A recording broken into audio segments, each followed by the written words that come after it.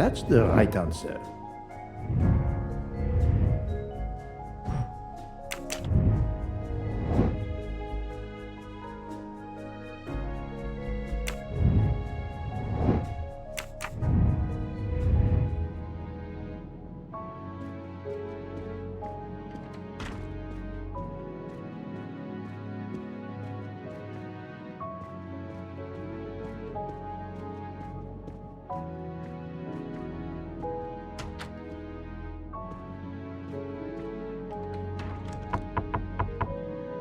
Captain Arbuthnot, I beg your pardon, but could you answer a few questions for me? I'm grateful you found my ticket, Poirot, but now is not convenient.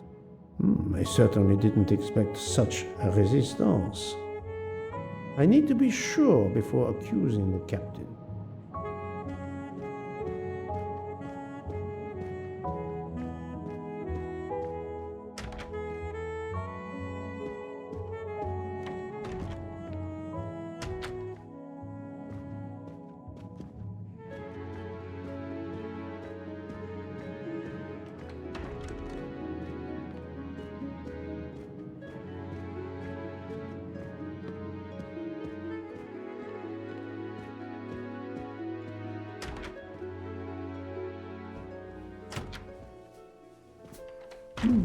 Most of the passengers pass by the bar during the day. They eat, drink, write. Maybe I can use this information for my investigation.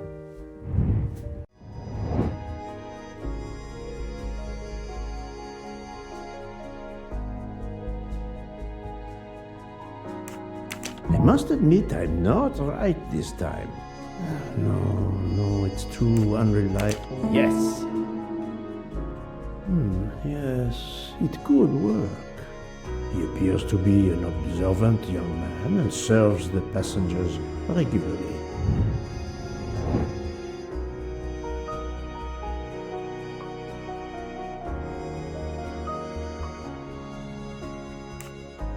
Right. Yes, if I ask them to write something trivial, they may do it instinctively with their dominant hand.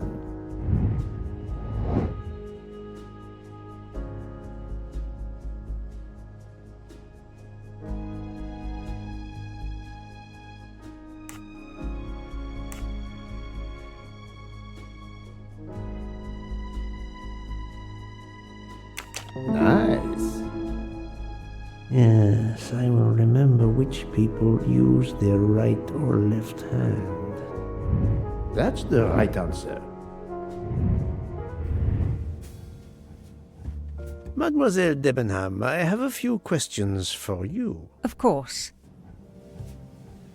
Let's start with your movements last night. There's little to tell. I went to bed and slept. Did you know the man who was killed? I saw him for the first time during lunch yesterday. Did you notice anything about him? Well, if I believed in auras, I might say he seemed dark. Would you mind writing your address on this paper for me? Not at all.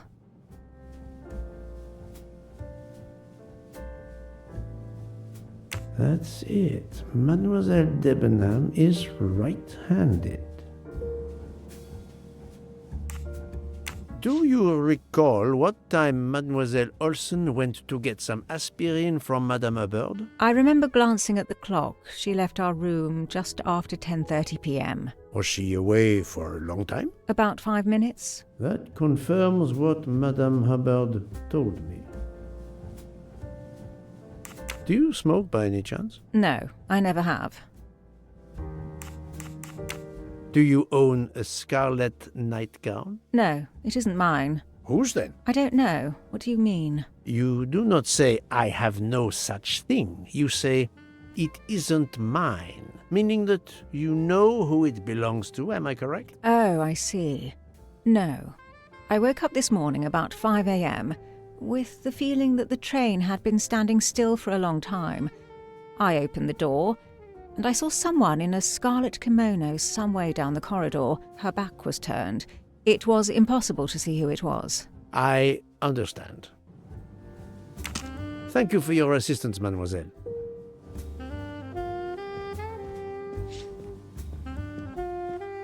Mademoiselle, I am sorry to disturb you, but I need to ask you a few questions. Are you the investigator? I am.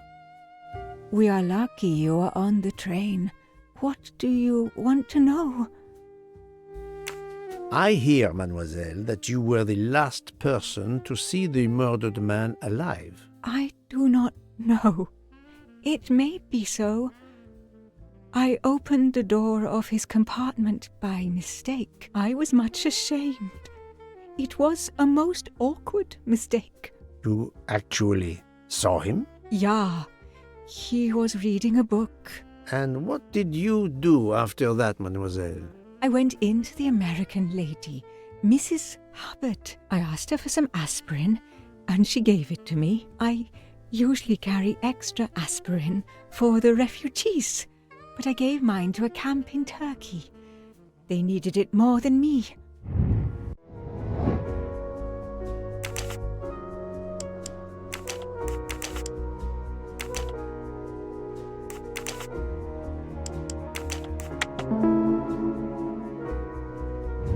I'm right again. That happens to me a lot. Did Mrs. Hubbard ask you whether the communicating door between her compartment and that of Monsieur Ratchet was bolted? Yes, And was it? yes. And after that, what did you do? After that, I went back to my compartment, took the aspirin, and lay down. That was around 10:50 p.m. Is there anyone else in your compartment? Yeah, a young English lady. Very nice, very amiable. After the train left Vinkovsky, did she leave the compartment? No, I am sure she did not. Why are you so sure if you were asleep? I sleep very lightly. I am used to waking at a sound. I am sure that if she had come down from the berth above, I should have awakened. Did you yourself leave the compartment after that? Not until this morning. Do you have a scarlet silk kimono, mademoiselle? No, indeed. I have a good comfortable dressing gown of Jaeger material. Do you smoke, mademoiselle? No, I can't stand the smell of tobacco. Perhaps you will be so amiable as to write me down your address. With pleasure. Mademoiselle Olsen is indeed right-handed. This was a very interesting conversation, mademoiselle. I thank you. If you have any other questions, I'll be in my compartment. Good luck, Mr. Poirot.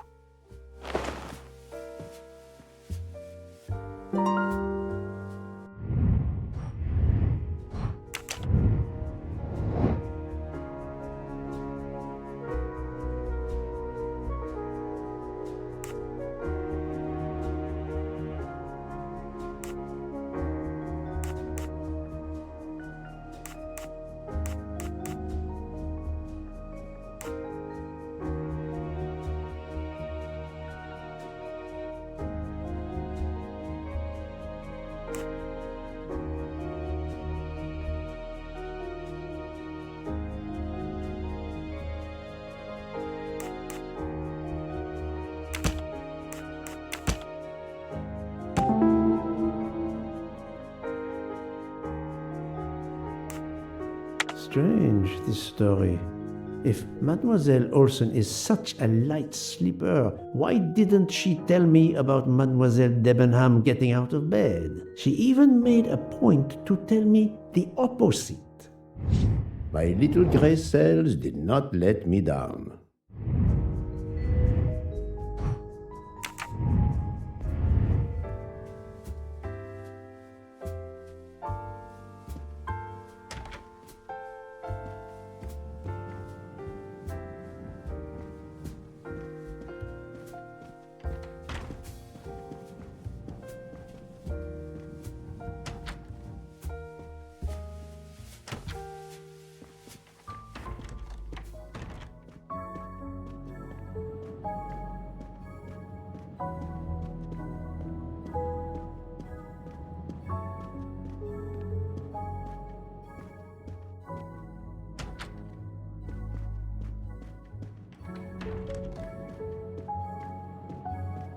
I need to be sure before accusing the captain.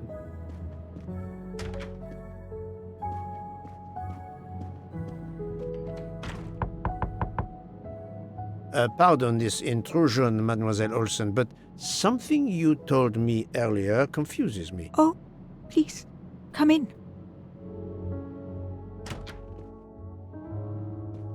How can you be sure Mademoiselle Debenham was in bed all night? As I told you, I am a very light sleeper. The slightest noise wakes me up. If Fraulein Debenham had gotten out of her bed, I would have heard her. I got up this morning around 8 a.m. She was sleeping soundly.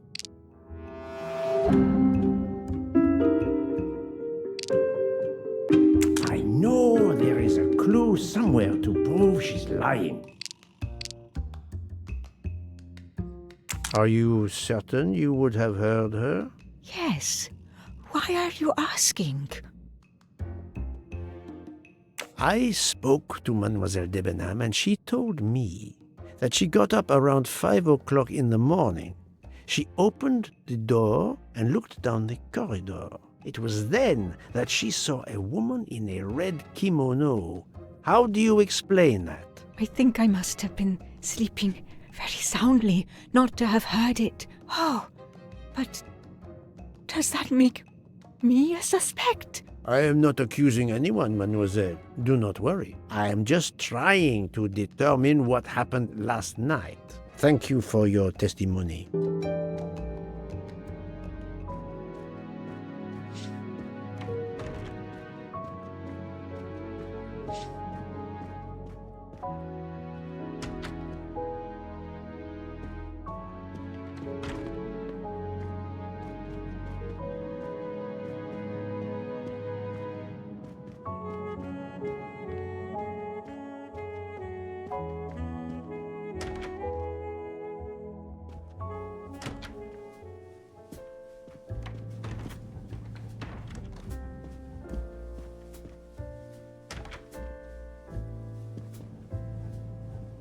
I'll observe her instead.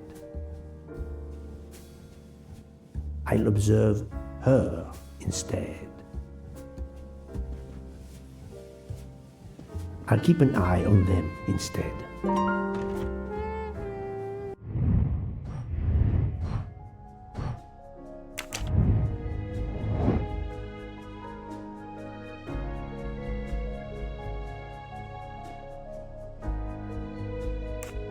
Fantastic.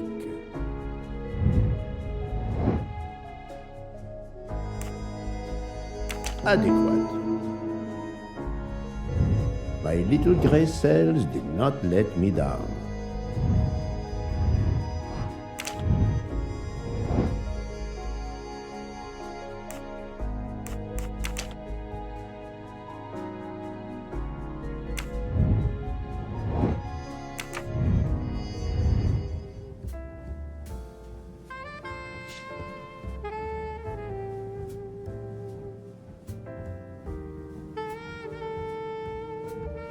I'll keep an eye on them instead.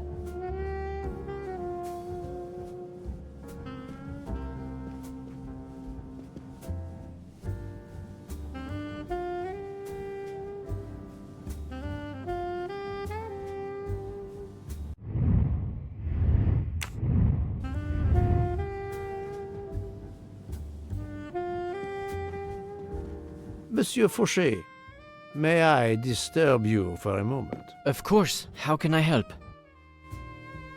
It is, of course, about the murder of Monsieur Ratchet. Can you tell me your movements last night? I understand. Yesterday evening, I took a break at Vinkovsky station with Hotaru. We then went to our quarters in the staff accommodations, a section of the luggage car. Freya was there, reading, and I went to bed right after. Freya is there now, I think, and Hotaru is in the kitchen. They can verify my story. What time was this? 11:30 p.m. or a bit after. The snow is beginning to fall heavily. I see. Thank you. Can you write your address on this paper, please? You want to pay me a visit? Who knows, Monsieur Fauchet? He is right-handed, there can be no doubt. Are you a smoker? I'm trying to quit, but yes. I'm now down to just 1 pack of cigarettes a week. If you're looking for a heavy smoker, you should talk to Hotaru. Thank you, Monsieur Fauché. I'll come back to you if I have more questions.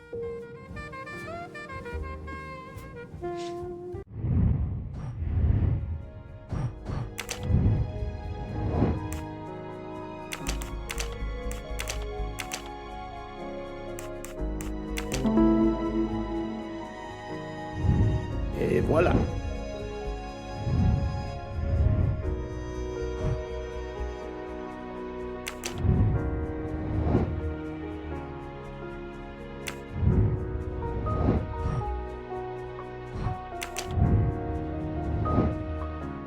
Right.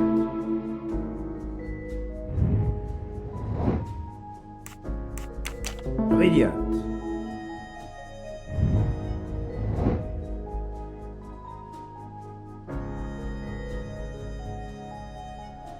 I do not think that's the right answer. Are you a smoker? Yes, sir. I have a cigarette now and then to relax.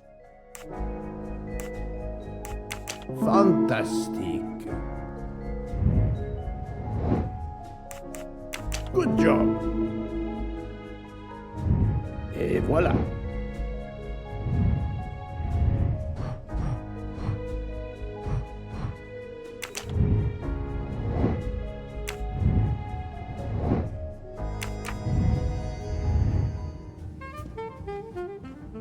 Monsieur Fauché, may I disturb you for a moment? Of course, how can I help? Thank you, Monsieur Fauché. I'll come back to you if I have more questions.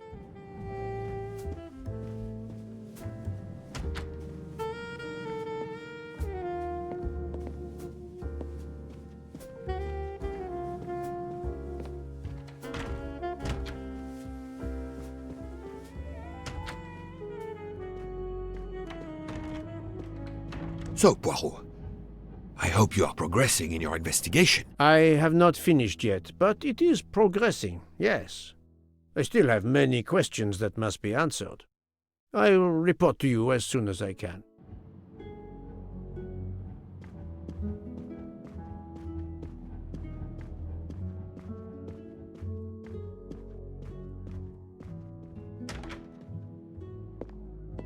Ah, Monsieur Maury. Would you have a few minutes to give me? I have some questions to ask you. Do I look like I can answer questions? The room is spinning. My head is about to explode. You were celebrating last night? Celebrating! When Freya always wins. What am I saying? If you want my answers to your questions to make sense, help me recover. You see there, the magnet on the fridge. That is my special recipe. I call it my day after survival tonic. If you could make me my special tonic, I might survive long enough to answer your questions. Jean knows the recipe very well. He can help you with the preparation. Very well, Monsieur Maury. If I must, I must. I will make you your day after survival tonic.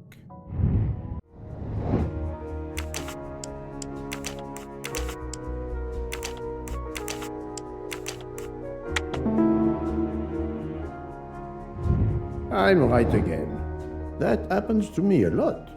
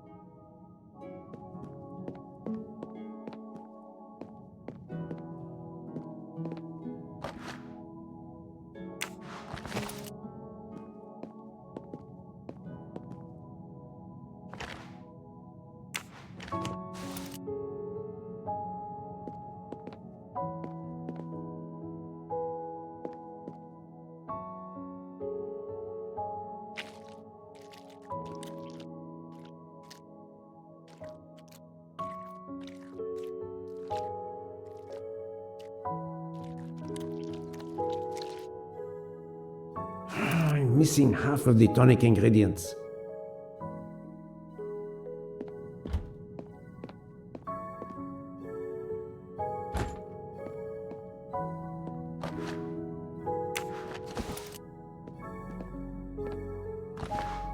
I have all the ingredients for Monsieur Maury's tonic.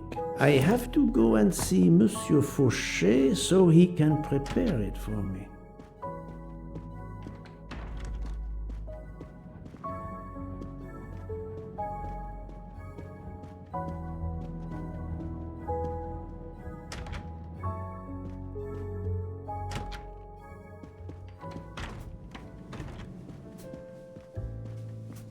Monsieur Fauchet, may I disturb you for a moment? Of course, how can I help?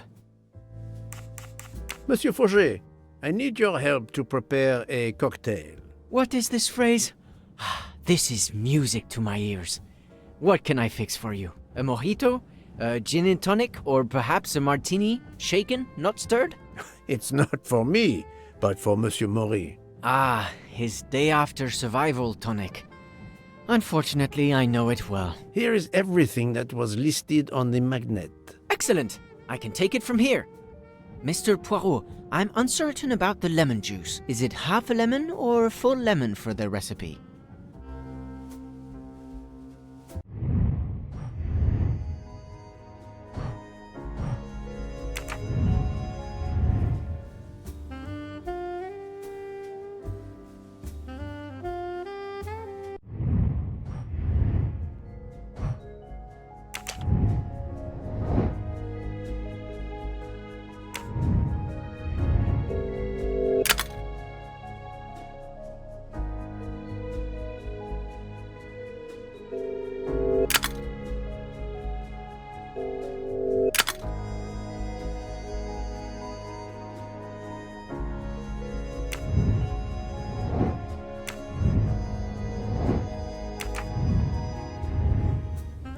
I must admit I'm not right this time.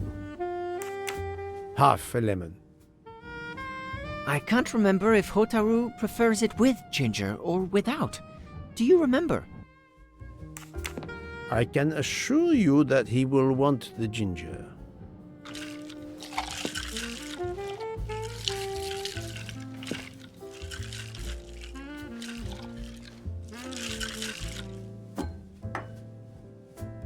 There you are, sir. Hotaru will be himself again. Excellent. Thank you very much.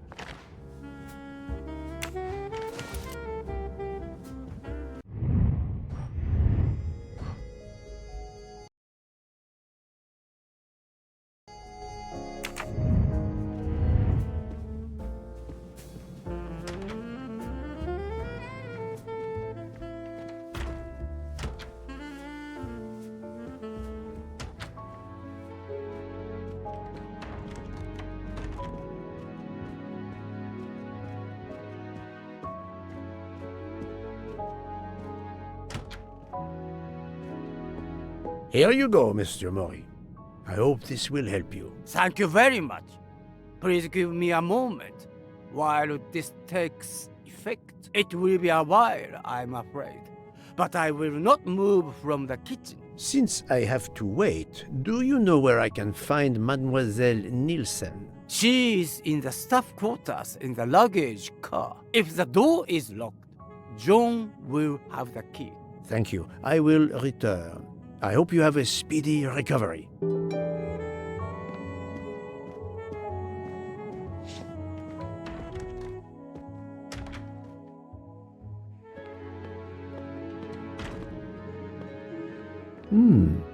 It's locked.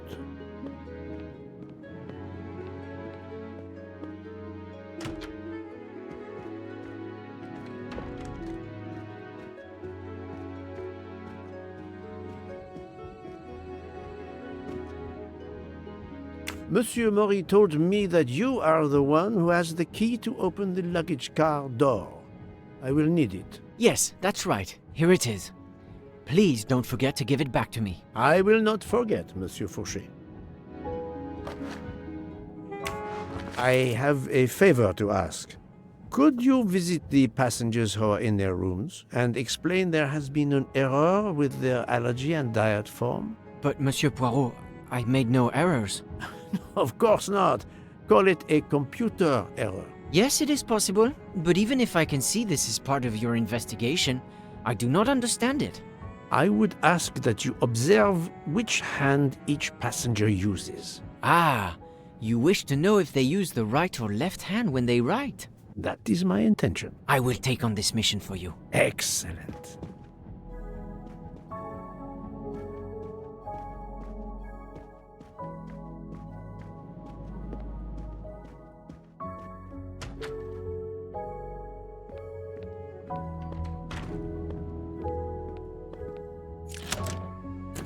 That's it. It's open now.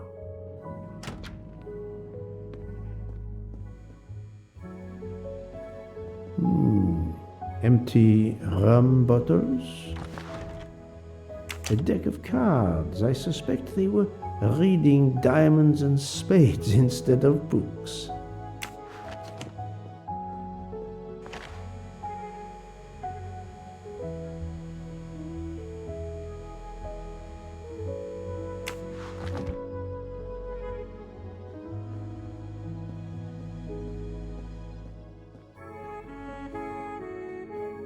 Hello, Mademoiselle Nielsen. May I ask you a few questions? I don't have a minute. My career is ruined, and it's not my fault. But how did this terrible thing come to pass? My supplies, passenger luggage, our living space. There is so little room. I gave the cargo handlers in Istanbul strict instructions how to stack my crates containing the ingredients I need for my desserts. So as one box is used up, it can be discarded. And these fools of cargo handlers did not follow your instructions? Ignored completely. I have 4 crates that must be moved from there to here to correct the order they are stacked. But placing the wrong crate on top of a smaller crate will crush it, its contents, and my career. Calm yourself, mademoiselle. I understand. So, the problem is these 4 crates must be moved there, but carefully. Yes. I have to move these 4 boxes from this location to here. But there is not much space to move the boxes, and I have to be careful never to put a bigger box on top of a smaller one, or the smaller crate will be destroyed. The problem is clear. I shall assist you.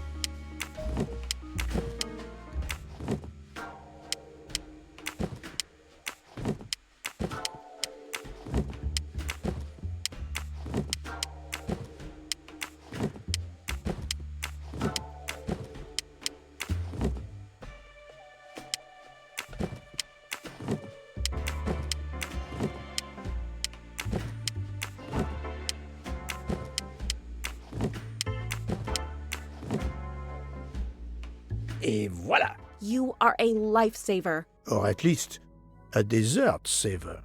Thank you, thank you. I will gladly answer your questions. Can you tell me your movements of last night? Last night after dinner, I stayed in the kitchen until 12:15 a.m. Then I joined Jean and Hotaru in our quarters. Then all of us read quietly in our beds until we fell asleep.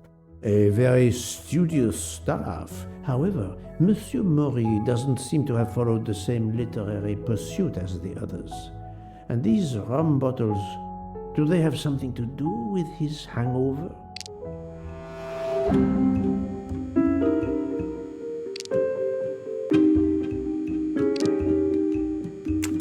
I rather think that you didn't just read last night. What makes you say that? I spoke to Monsieur Mori. He seemed to be quite hungover. He even asked me to make him his day after tonic. He blurted out, "Freya always wins." Wins what? Looking around, it is clear you were gambling and drinking most of the night. You don't understand. It's late when we're off duty, but we need to unwind. And now there's been a murder? Yes, I admit it. We went overboard last night. But please don't tell Mr. Book. It's against regulations. We could all be fired. Mademoiselle, I realize your difficult jobs have been made more difficult. But as you say, there has been a murder. I must have the truth. Of course. I'm so sorry. It's not such a crime. I'll leave it there and check in with Monsieur Fauché. Would you mind writing your address on this paper?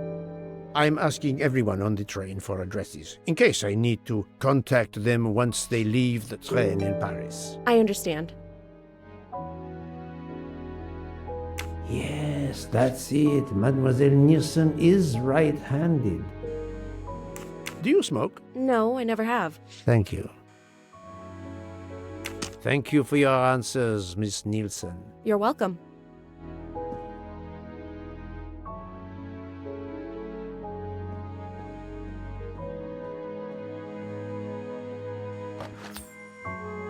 Come to Poirot, my exquisitely sculpted friend.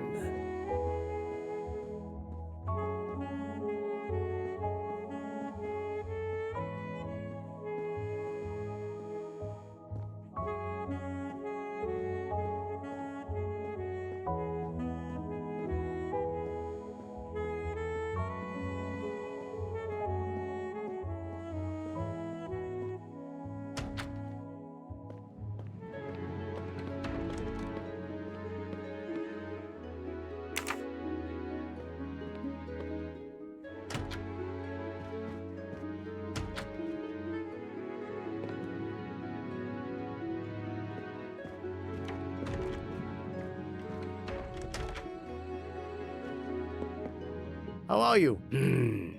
It's better. Thank you. Then may I ask you some questions? It will not take long. Quickly, please. I have hungry passengers to feed. Très bien. Can you tell me your movements last night? Oh, nothing special. When I went off duty, I joined John and Freya in a compartment. I read for a short while, then went to bed early. Reading? I'm not sure you have recovered enough to tell me the truth. Don't waste what little energy you have recovered to lie, Monsieur Mori. Yes, sorry, Mr. Poirot. You're right. It obviously wasn't reading that made my head hurt like that. But if you told Monsieur Book, it could mean my job. I will keep your secret, but I am investigating a murder. You must tell me the truth. Thank you. Please, write your address on this paper. My address? I don't see why. I think I hear Monsieur Book approaching. My address? Yes, of course. Another right-handed person. Not surprising, most people are. You are a heavy smoker. My job. It is very stressful. Would you happen to know who vapes on the train? A banana flavor? Oh, yes. The smell disgusts me. What is wrong with a good tobacco? I do not have time to answer that. Who is it? I've only seen one person who vapes. It's Captain Arbuthnot. Captain Arbuthnot. I see. Your testimony was invaluable to me. Thank you. Take care, Monsieur Maury. My palate depends on your good health.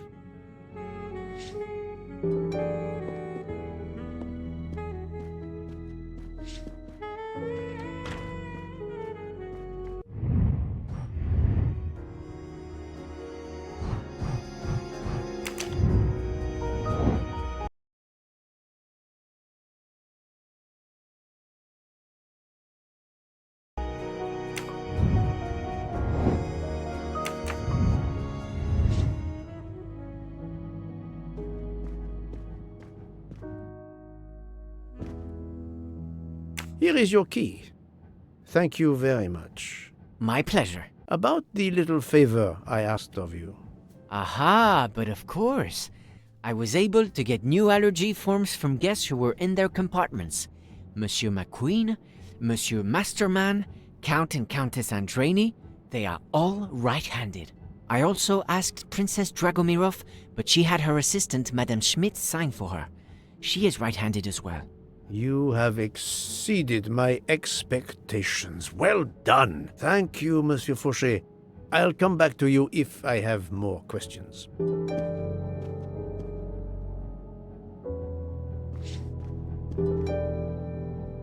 So, Poirot, I hope you are progressing in your investigation. I have not finished yet, but it is progressing, yes.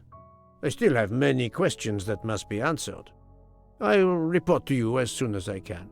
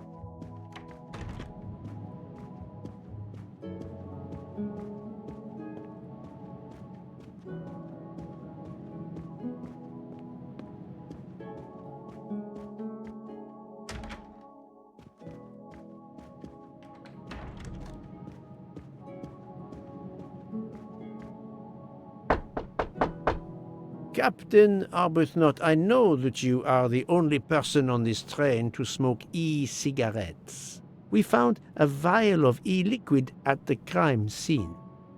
Will you talk to me about this, or should I pass on what I've learned to the police? All right. Come in if you must.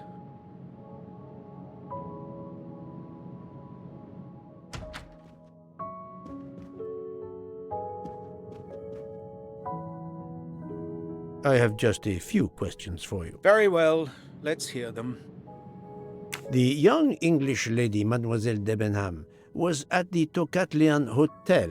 Perhaps you met her there? We exchanged a few words, fellow Brits abroad, that sort of thing. What can you tell me about Mademoiselle Debenham? Nothing whatsoever. We barely spoke. The director of the Orient Express, Monsieur Bouc, thinks the assassin is a woman. And that is enough to accuse her? She had nothing to do with this murder. How can you be so certain? The idea is absurd. Ratchet was a perfect stranger to her. She'd never seen him before. Ah, did she tell you so? Well, yes, maybe she did. She may have commented once upon his somewhat unpleasant appearance. If a woman is concerned, as you seem to think, to my mind, without any evidence, I can assure you that Miss Debenham could not possibly be implicated. It is clear that the captain is defending Miss Debenham, a woman he supposedly doesn't know very well.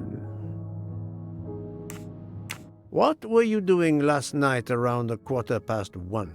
1:15? I believe I was still talking to that young American fellow, Mr. McQueen, the secretary of the man who was killed. We were in his compartment. He was a friend or acquaintance of yours? No, I never saw him before this journey. We'd hit it off at dinner, and the conversation continued into the early hours. Until what time was that? Until 1:45 or so. Then I retired to my room and went to sleep. There is nothing you can recall last night that in any way struck you as suspicious? It's nothing. A mere detail. Allow me to be the judge. Well, before returning to my room, I went to the lounge car to get a glass of water.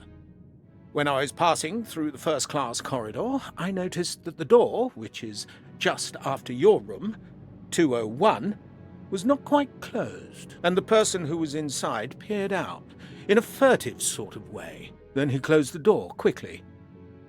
I know there's nothing in that, but it was the furtive way it was done that caught my attention. Struck me as a bit odd. I understand. Thank you for letting me know. Could you write down your address here, please? My address? If you insist. This man is right-handed.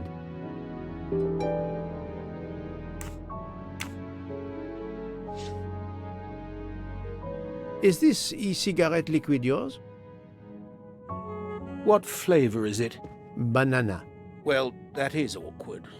That's my flavor of choice. But I have no idea what it was doing there, whatever. Can you explain how it ended up there? I have no idea. I never entered the man's room, Poirot. That's the truth. Thank you, Captain. You're welcome.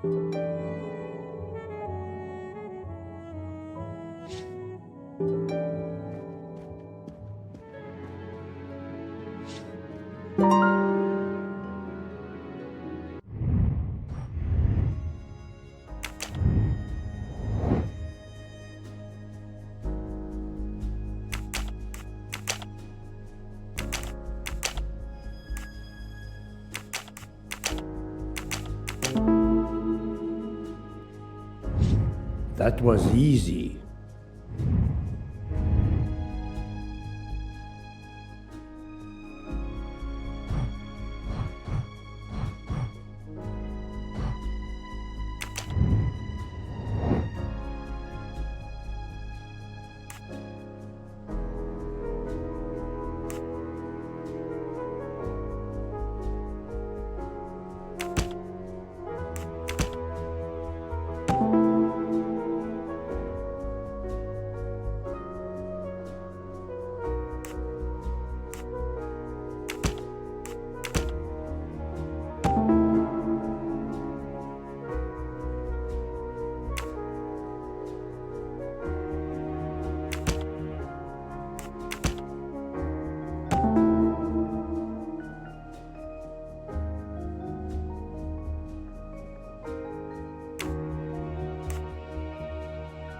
Captain Arbuthnot is the only passenger to smoke an e-cigarette. Even if this liquid in Ratchet's room is a solid clue, he has an alibi. I cannot accuse him without any other proof. That's the right answer.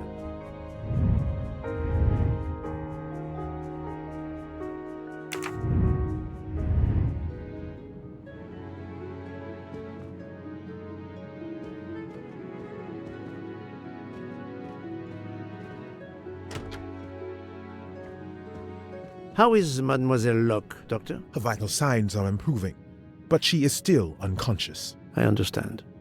Thank you for looking after her.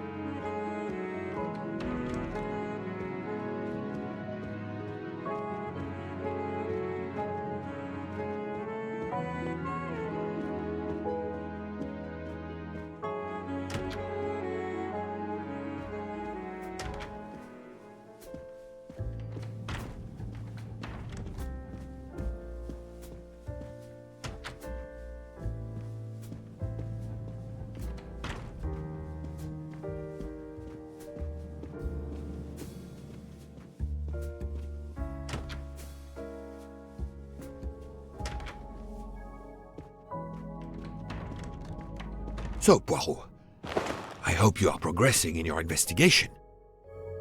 There is no trace of the murder weapon on the train, as yet. The killer could have hidden it anywhere. It must be somewhere. Indeed, as you say, it must be somewhere. According to Dr. Constantine's report, the stab wounds were made by at least one right-handed and one left-handed person, and with different strength. For the moment, everyone I have checked is right-handed.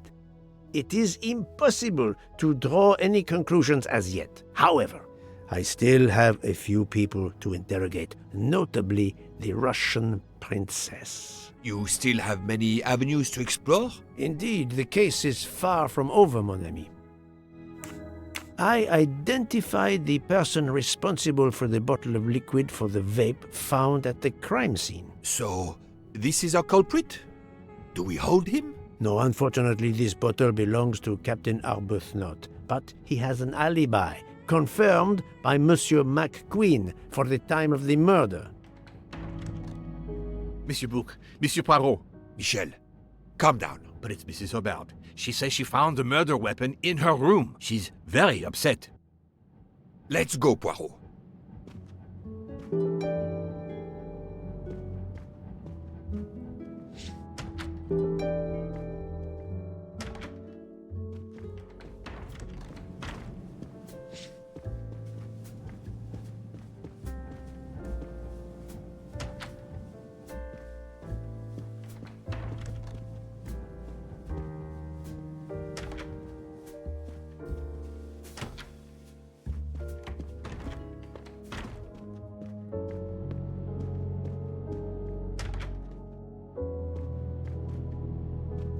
I demand to be allowed to leave this train! Madame, we are in the mountains, trapped in a snowdrift.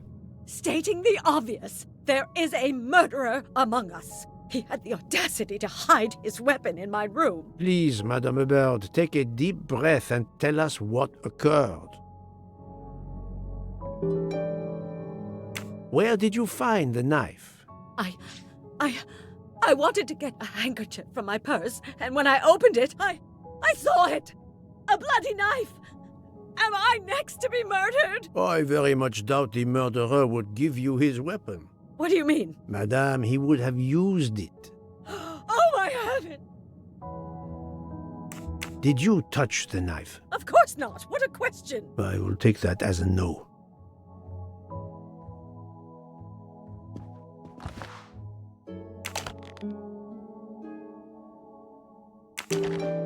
Is this knife the real murder weapon, or is it a red herring?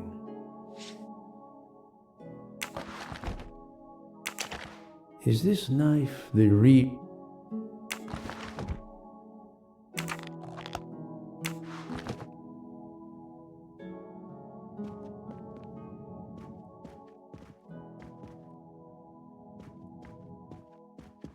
Mrs. Hubbard is distraught, Poirot. I should stay with her. Please go on without me. I have every right to be distraught. Thank you, Mr. Bouc.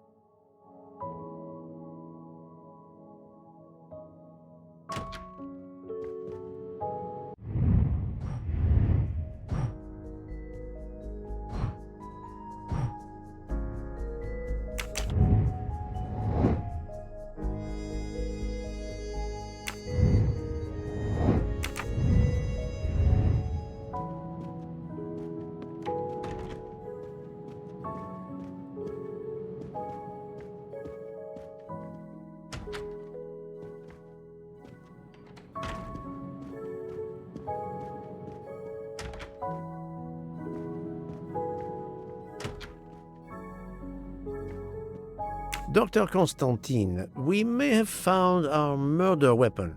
We need to make certain. There is a pretty quick way to be sure. I have estimated the depth of the wounds. You can easily find the depth of each wound by comparing the width. There are 5 of them that I am not sure about. Test them, and then we will compare our results. I will do as you say, Doctor.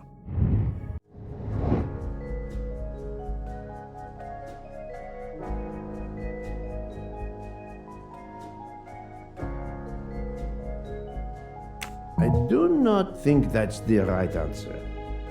I must admit I'm not right this time.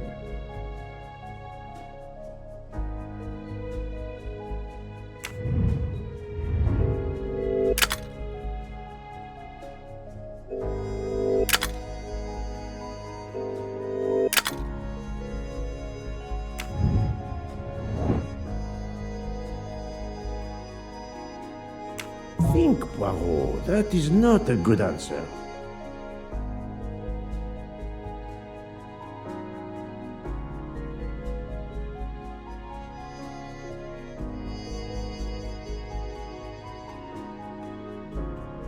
No, not good.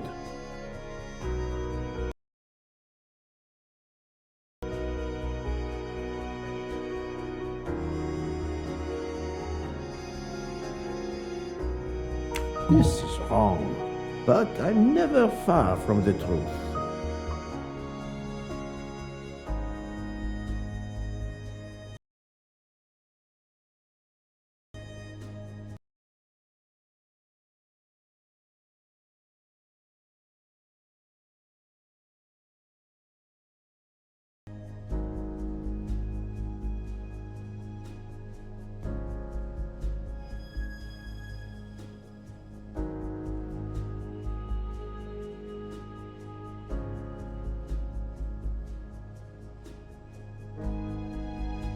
No, not good.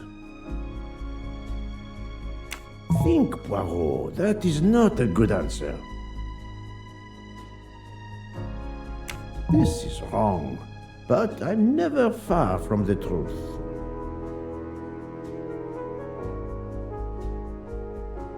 I do not think that's the right answer.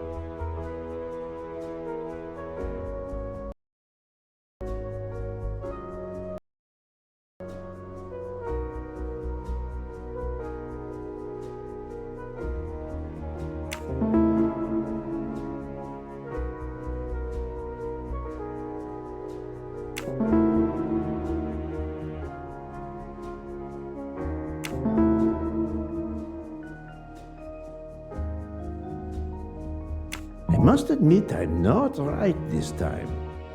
This is wrong, but I'm never far from the truth. That was easy.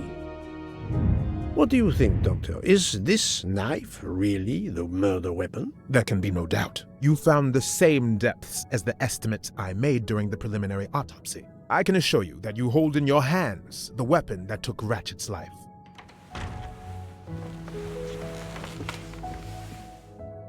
Thank you. I feel way better now. The rest gave you time to sleep off most of the effects of the drug. I'm still a bit groggy. That's understandable. Are you able to continue your story now? Yes. Yes, I think so. Where was I? You were explaining how you returned to the Armstrong house to tell them their poor little child was dead. Yes, that's it. I felt helpless. My part in the case was officially over, but I knew I couldn't let it go. Daisy deserved justice.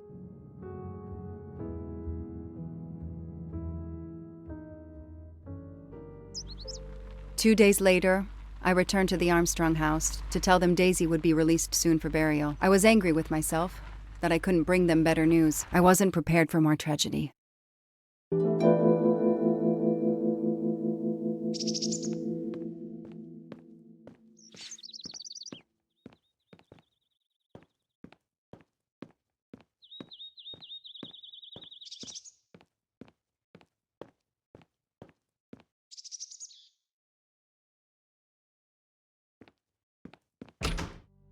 Hello, Miss Moreau. I'm here to see Colonel Armstrong. Good morning, Detective. Colonel Armstrong is upstairs. He isn't well.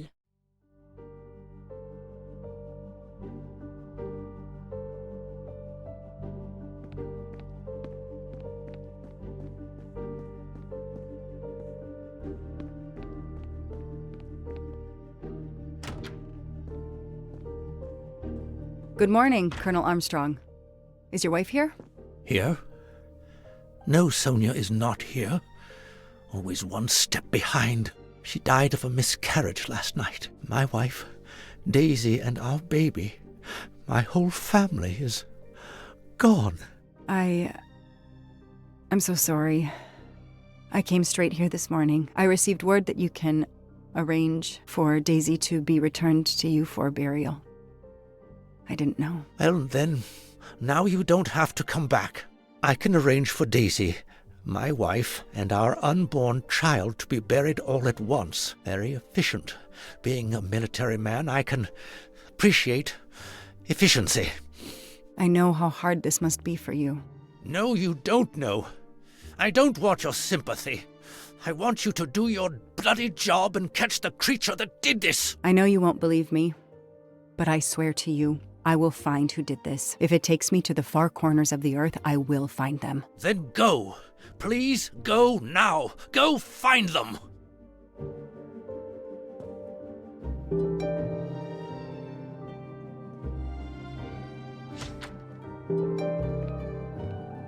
The house that once held the laughter of a child now feels so empty. I'm not giving up. I'm a part of this case, or the case is a part of me.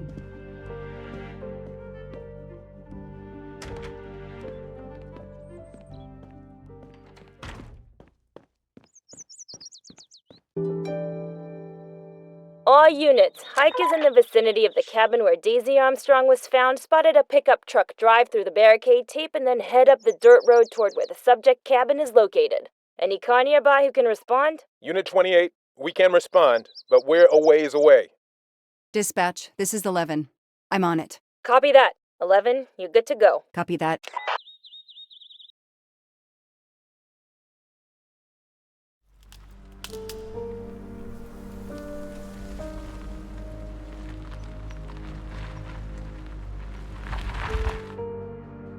Okay, there's the pickup. Let's see who ignored our barricade tape. 11 here. I'm at the cabin. Someone has broken in. Are you requesting backup? Not yet. I'm going to take a look around. Copy that, 11.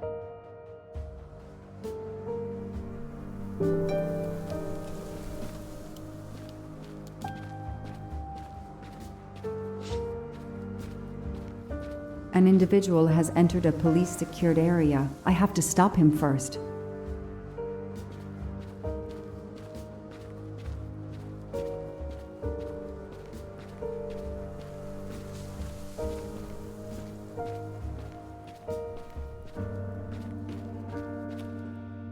Footprints. A forensics evidence identification marker. Forensics had to go through this place with a fine-tooth comb. A forensics evidence identification marker. He's not here.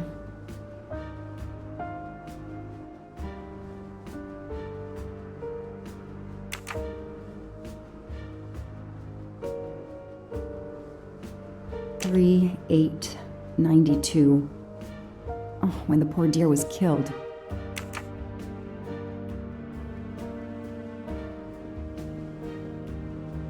That's where I found Fluffy, Daisy's special toy.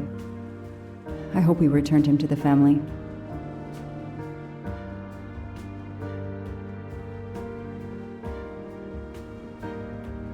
Duct tape to silence Daisy's screams. Damn it, Daisy. I will find whoever did this to you.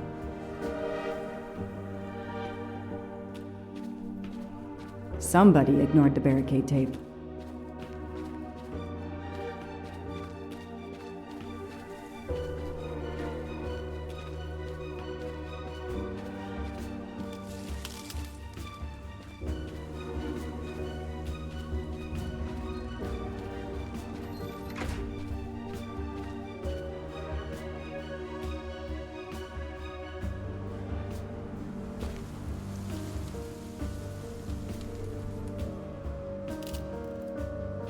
Don't shoot, officer. I'm on your side. Sir, keep your hands where I can see them. Sure, no problem. Sir, this is a crime scene. Who the hell are you? I'm a reporter. Boston 6 News. You can get us on cable even here in the mountains. They haven't heard of crime scene tape in a big city like Boston? All right, that wasn't my best move. I got all excited. I didn't expect to find the place deserted. It was hard to resist. You should have tried harder. I'm placing you under arrest. You should be thanking me. Look what you apparently missed and I found.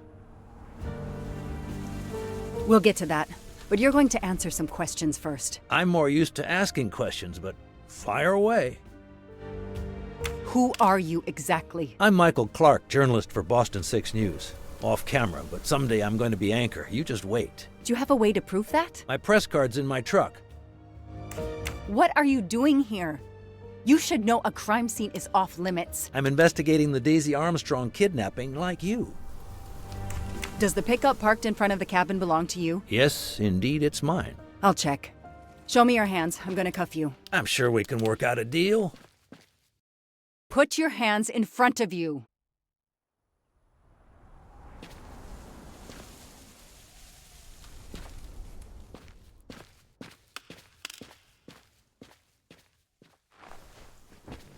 Aren't you going to read me my rights? You have the right to remain silent. I really wish you'd exercise that one. Dispatch, this is 11. I intercepted a suspicious individual at the crime scene. I'll check to determine how badly he's compromised it. Then I'm bringing him in. Copy that, Detective Locke.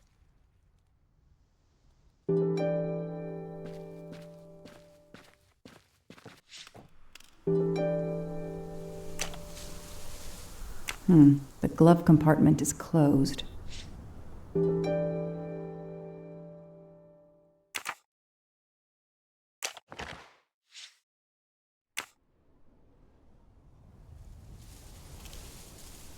Clark's press card, and the phone number of the newspaper is on it. Ah, good. I can give him a call.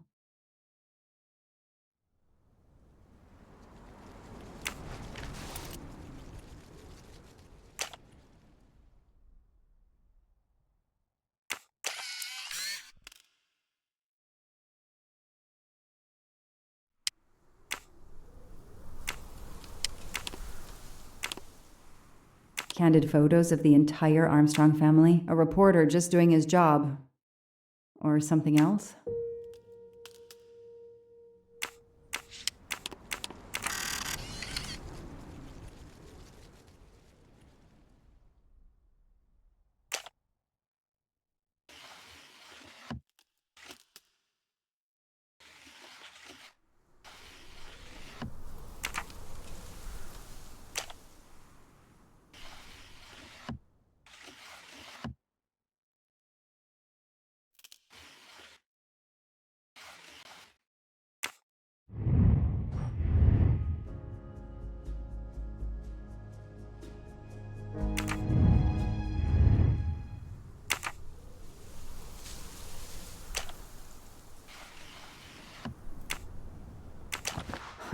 Car keys in the sun visor.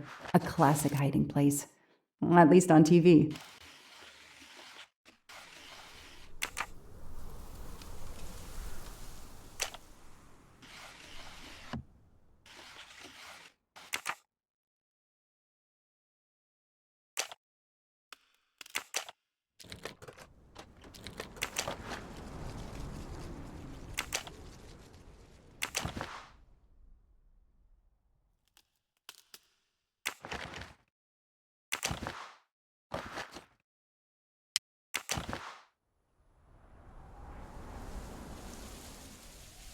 Clark's driver's license seems to be in order.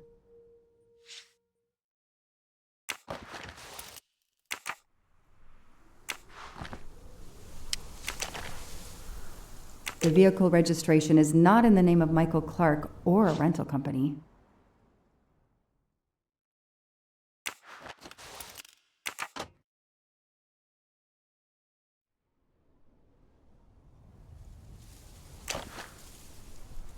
Telephoto lens. Not so surprising for a journalist.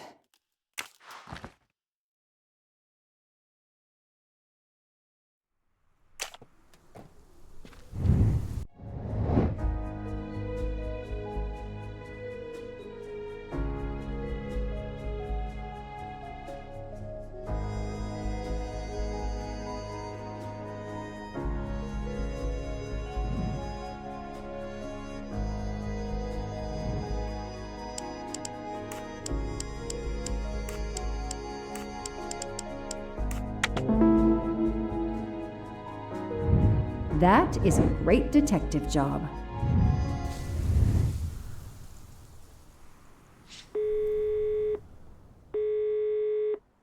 Hi, I'm Detective Joanna Locke, Berkshire Police. I'd like to speak to an editor, please. One moment, please. Hello, Detective Locke? This is Abby Wilson. I'm a senior editor. What can I do for you? Does a man named Michael Clark work for you? Yes, he does. Why?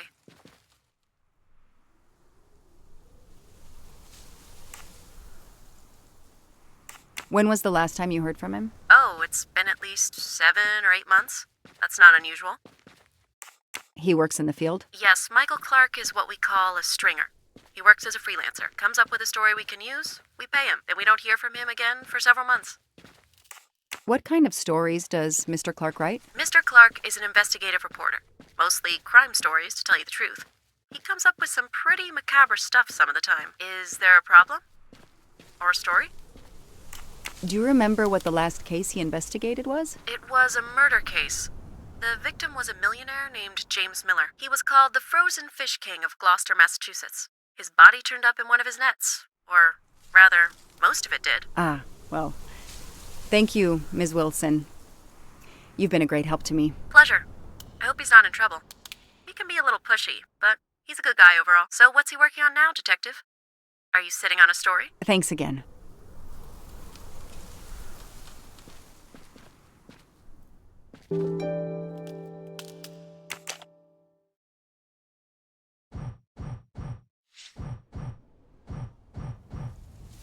No, that didn't work.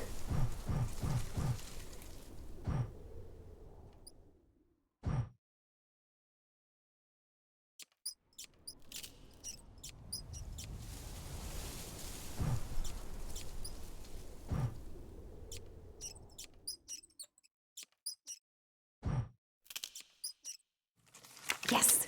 I knew I could do it. I can always use safe cracking as a career move.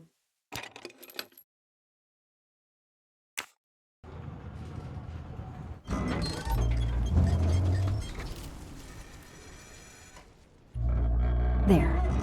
Now let's see what secrets you're hiding.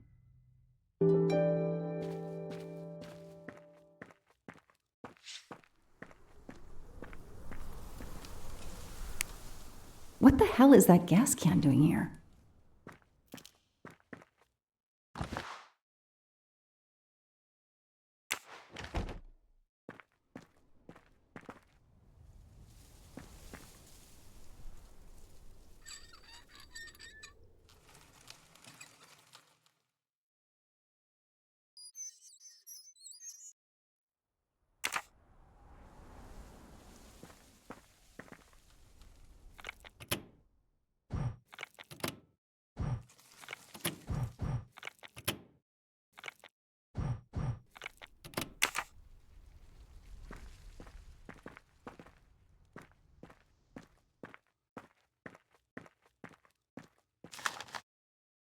This blueprint. It looks like the bomb in the cabin. The kidnapper built the bomb here.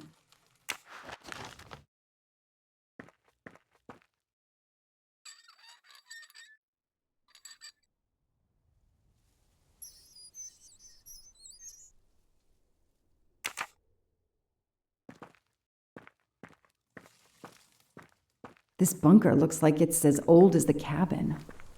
Everything is falling apart.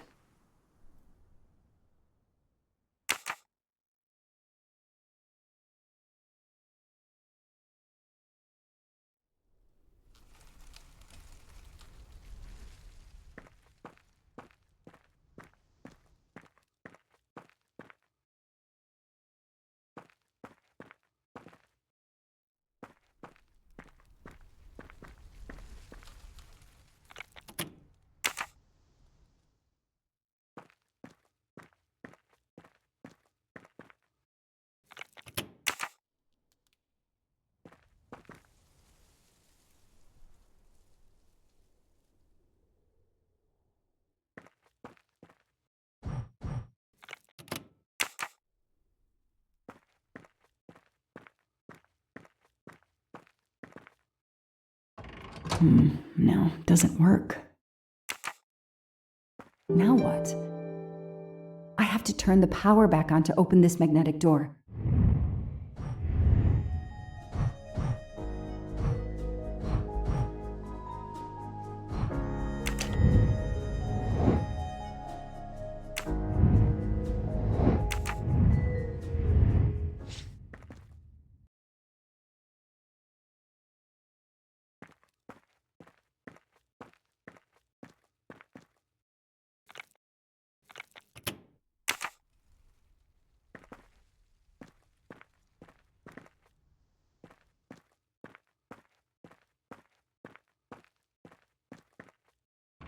Let there be light.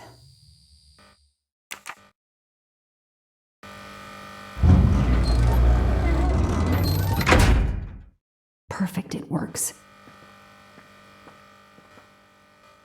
February 24th, the day of the kidnapping. They knew about the party and everything. February 24th.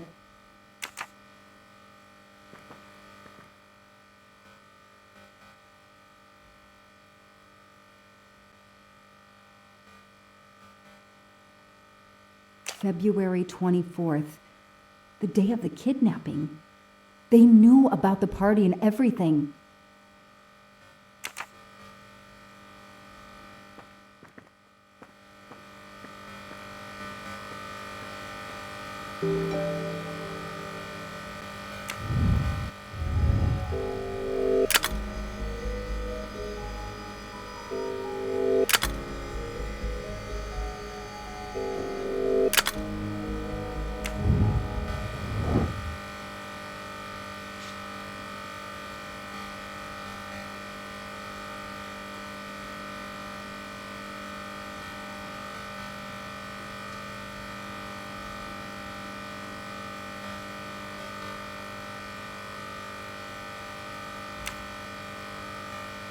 No, that didn't work.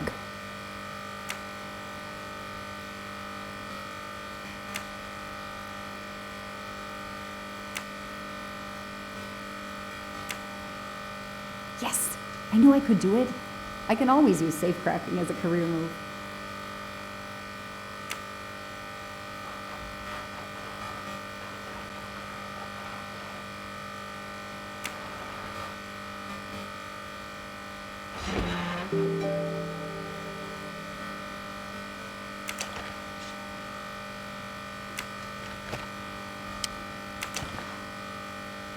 An expensive-looking pen with the initials JM?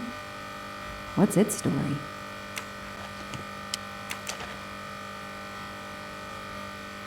It's Daisy's hair clip, the same as the picture I saw at the Armstrong house.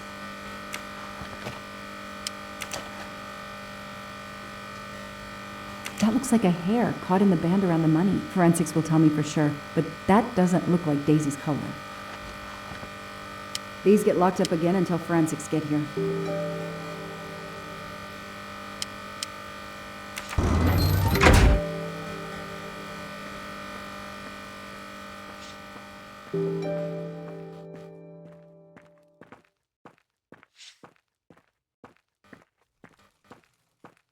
This bunker looks like it's as old as the cabin. Everything is falling apart. I'll secure the bunker for forensics. Progress at last.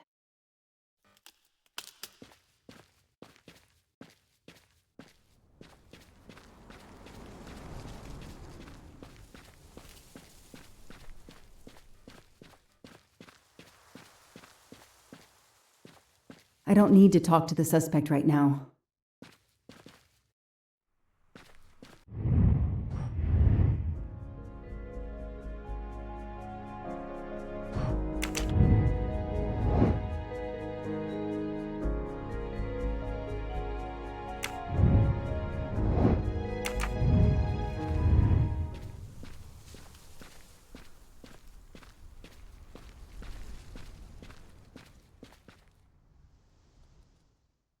The gas can I found in the bunker would match this outline perfectly. Okay, time for forensics to attack that bunker. And Clark?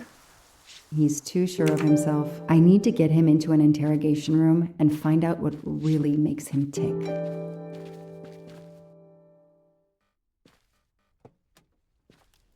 I know my rights. You can't keep somebody locked up in a car like this, you know. You wouldn't do it if I was a dog. Do they have bathrooms at the station?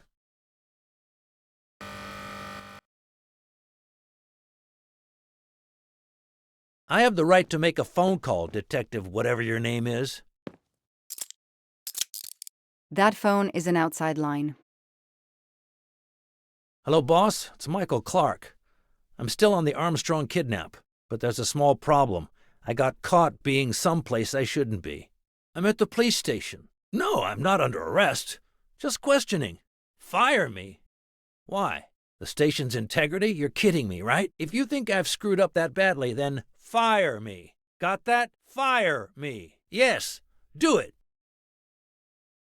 That didn't go well. I think I got my point across. What happens now? Go ahead. Then we'll have a chat.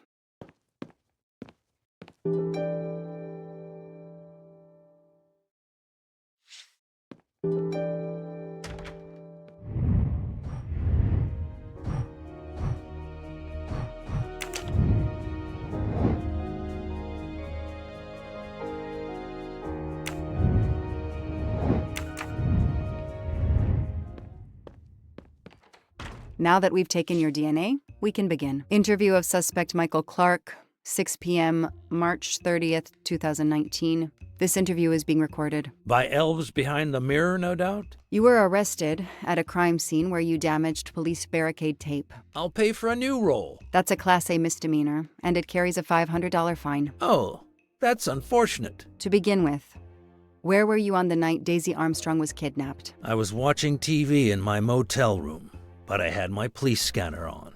I heard the first reports that the little girl was missing. No way the police at the scene were gonna let me get close. I set my alarm so I could get on the story first thing in the morning and tried to sleep. It was difficult. Can anybody confirm where you were? No, afraid not.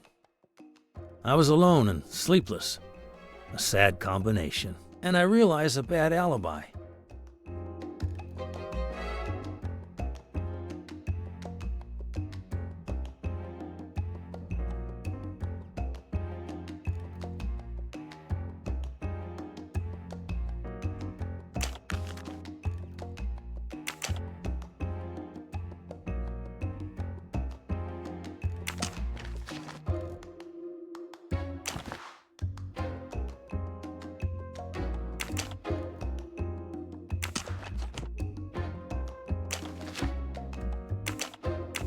Let's move on to the gas cans and what we found in your pockets when you were brought in here today. That sounds exciting.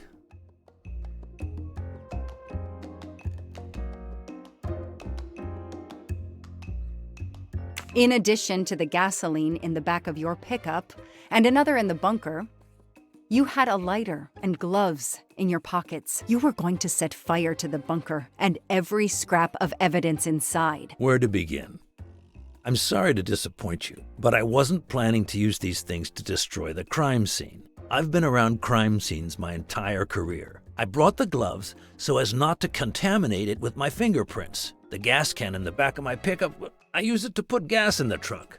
Gas stations are few and far between in your mountains. I didn't know there was a gas can in the bunker. If that's true, I did you a favor. My arrival obviously scared off somebody planning to burn everything. Do you also have an excuse for your lighter? The lighter? I'm trying to quit smoking. I use the lighter as a reminder not to start again.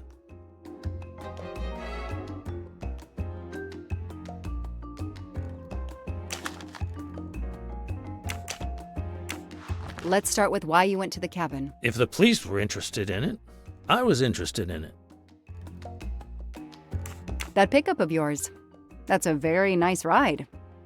Especially for a stringer who only gets a few stories on the air. How can you afford it? When Boston 6 does use a story, they pay okay. That truck is top of the range.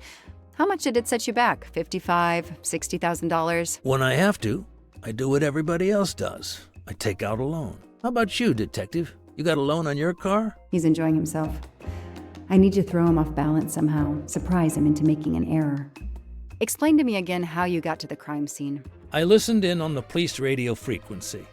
Anybody can do it with a scanner. I headed for the crime scene in my trusty pickup, like I've done for years. After the forensic team left, I needed to see the crime scene for myself. I got to the bunker just before you arrived.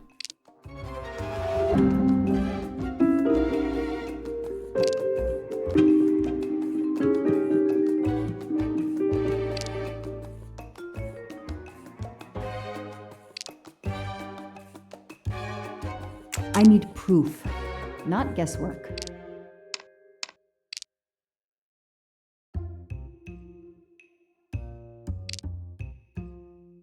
You said you've been driving that pickup for years? You heard right. Thanks to it, I never miss a story. You say you've been using your pickup for years, but the title certificate is not in your name. The truck belongs to somebody named Stephen Baker. Okay, I don't get why the pickup is so important to you, but I guess my ego made me say that. Yeah, the pickup was lent to me by a friend. I couldn't afford it even with a loan. I think you stole it, Mr. Clark. You needed a pickup like that for our mountain roads, so you stole that one. Try proving it. But while you run off on some wild goose chase, you can't hold me.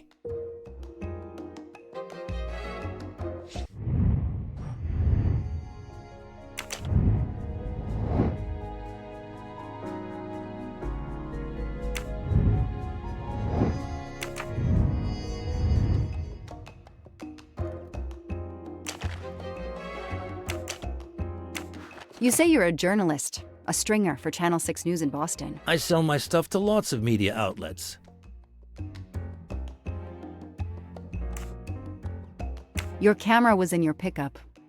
You didn't want to take pictures of the crime scene? I like to get the lay of the land. Once I see the story I want to tell, then I start documenting it. I don't know any journalist who works a case without their camera close at hand. He thinks he's invincible. I need to play his ego. That's the key. What are you doing in the Berkshires? And what is your connection to the Armstrong case? For the past few months, I've been working on a big case. Boston 6 News was looking forward to my next story. The Armstrongs have been on my list of potential targets for a long time. I changed gears when Daisy was kidnapped and started investigating the Armstrongs.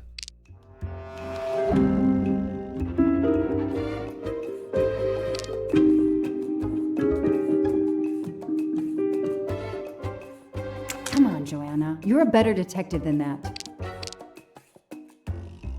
It won't be easy to prove he's lying. Find some evidence.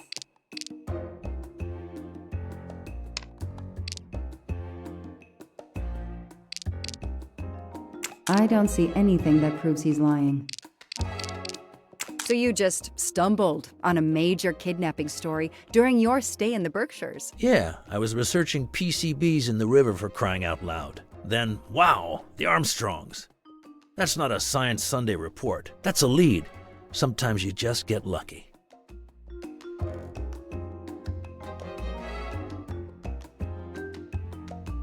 I called Boston 6 News. Your editor said she hadn't talked to you in a long time. If you're working on the Armstrong case, why haven't you submitted anything during the last month? When the kidnapping occurred, I realized it was a golden opportunity. Forget intimate photos of the rich and famous. Here was a story that just dropped into my lap. I was about to turn in my first notes when I overheard the discovery of the cabin. And I was right.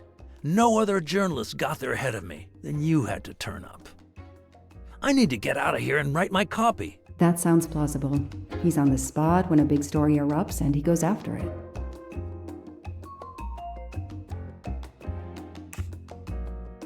Your camera in the pickup. There were photos of Daisy from before she was kidnapped. The Armstrongs are a famous family like the Kennedys or Hollywood couples. Gossip sites love them. People want to see how they live. I started out just stealing candid shots. Paparazzi live on getting that one exclusive shot. Steamy, intimate, whatever. Then when the kidnapping happened, I realized I was here first. What an opportunity. And I jumped at it. You have an answer for everything. You're not very good at this, are you? How long have you been on the job?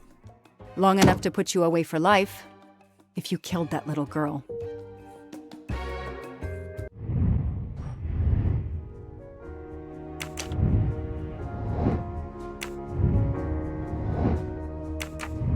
I know that Clark is lying. I need to reconstruct the whole sequence of events in order to understand what happened.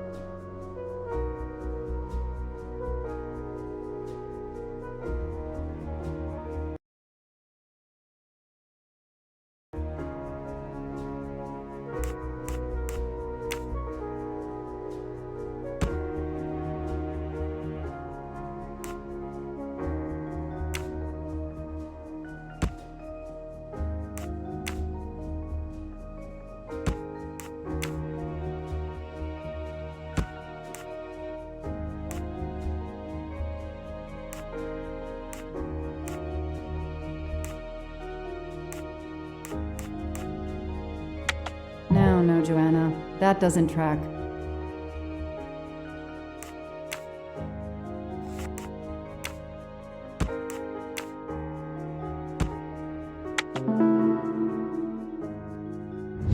That's it.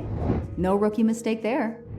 I'll tell you what really happened. You waited until forensics left and arrived in your probably stolen pickup. You grabbed a can of gasoline from your truck. You then went into the cabin to check if Daisy had been found. You then went straight to the bunker to see if it had been discovered, planning to set it on fire and destroy all the evidence inside. Before you could start the fire, you heard me arrive. So you hastily left your gas can and closed the hatch. You didn't think I could open the bunker. If I hadn't found you, I expect you would have burned down the cabin too. I'm not going to make fun of you, Detective, or how you handled my interrogation. You're obviously very new at this. I swear I'm telling the truth. I didn't know the bunker was there until the moment you showed up. I seem to have trumped your entire police force. When I get the DNA results from the bunker, we'll continue this conversation. You have no concrete evidence against me whatsoever. The lab results will be in soon. You won't get away with this. See that call? That's your arrest warrant and a one-way ticket to prison. I'll be right back.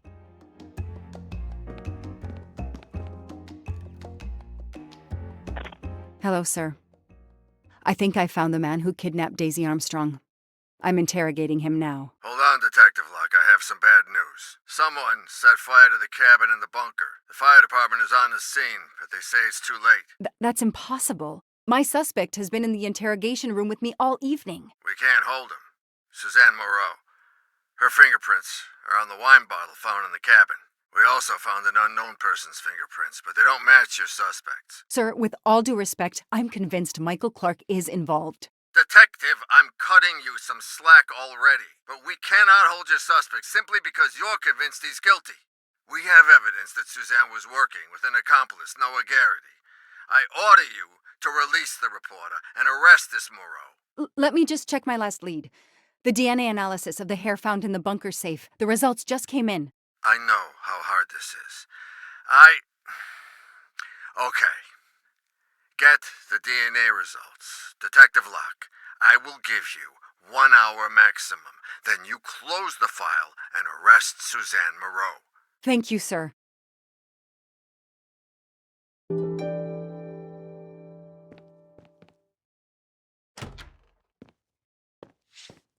Who did you call earlier? An editor from the Boston 6 News. An editor you repeatedly said should fire you. That was your accomplice, wasn't it?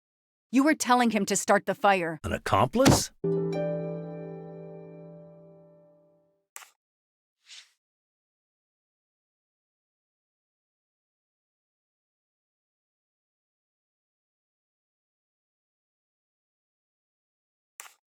I know it was Noah you called. I'm saying nothing more without the presence of my lawyer. Stay right where you are.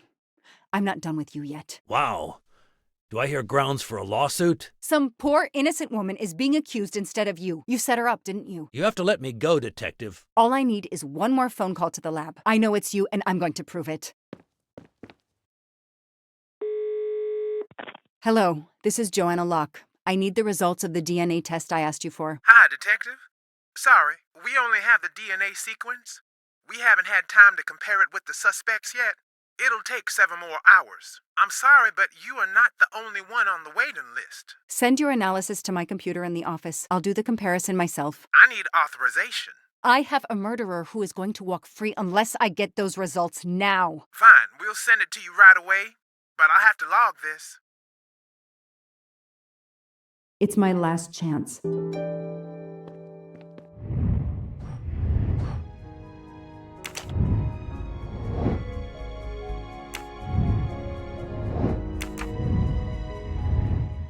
There's a computer in the office next to the interrogation room. I can check the results of the DNA test there. This is all a game to him, and he doesn't expect to lose.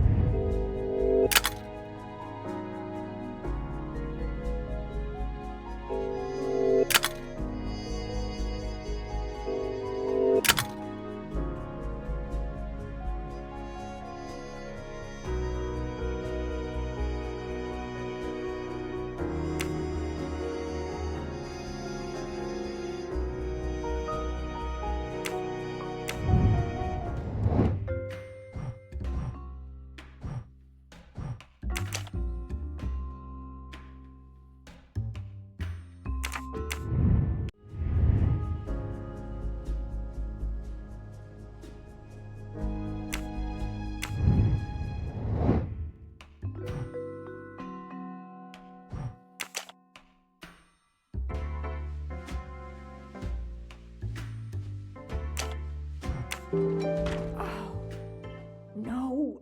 No! Suzanne? I don't understand. I was sure it would be Clark's hair. I'll have to let him go.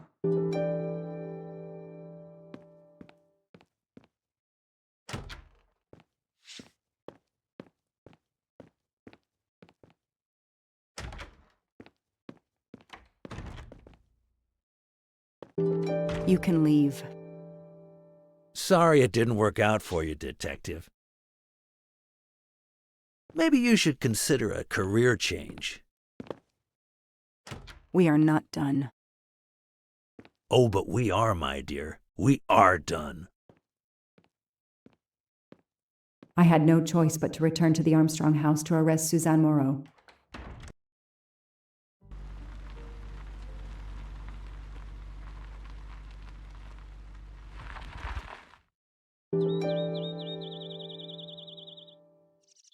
The arrest warrant for Suzanne Moreau. Suzanne was set up by Clark and Noah. They are the kidnappers, but I'm not giving up. When Suzanne comes up for trial, I will fight for her defense. But for now, the district attorney is in charge. If I want to stay a detective, he always has the last word.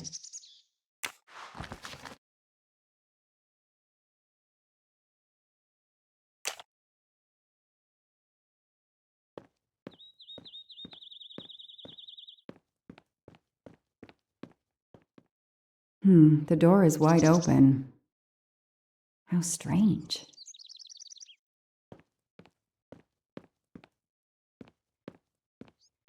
Hey, is anyone there? Miss Moreau?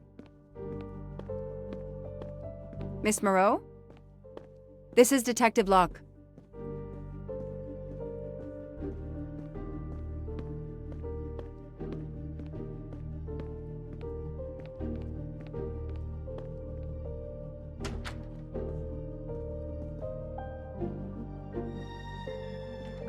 Miss Moreau, can you hear me? It's me, Detective Locke. You must get up now. Miss Moreau? Miss Moreau, can you hear me? Suzanne Moreau is dead. There are no traces of blows or injuries on her body.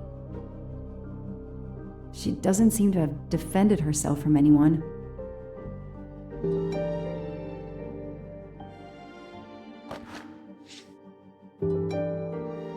It appears Suzanne killed herself by ingesting all these drugs.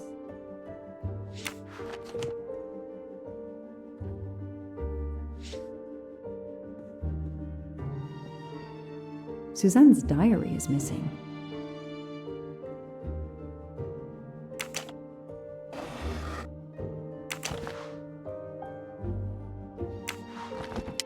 Her glasses are missing.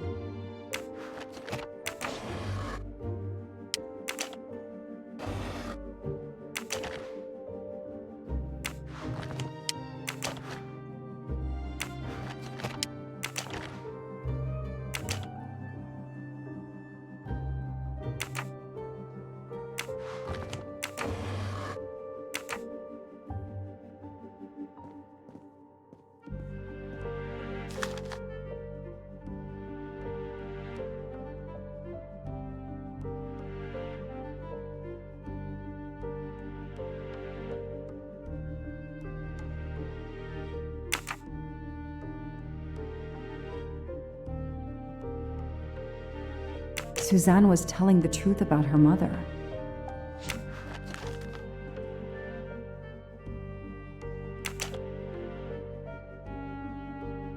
She must have realized at last how she'd been used. The death of her mother would have been an additional shock, and the self-righteous court of social media was as quick as usual to try and convict her.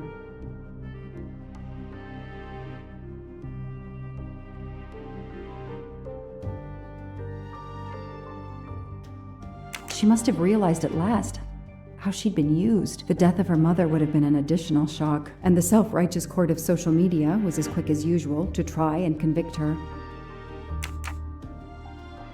I called the district attorney to inform him. This is Detective Locke, sir.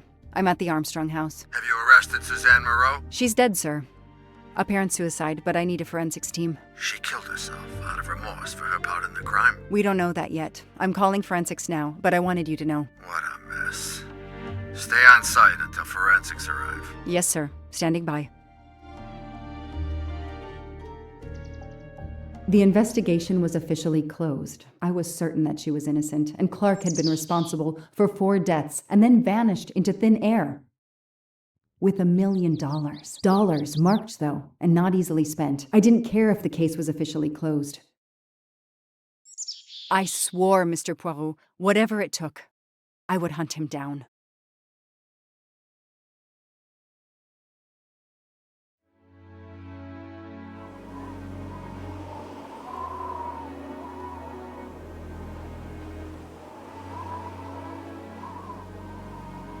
I waited for the forensics team, then went into the station to write my report. I was officially off the case. Thank you, mademoiselle. That obviously cannot be the completion of your story. If I might ask a question? Of course.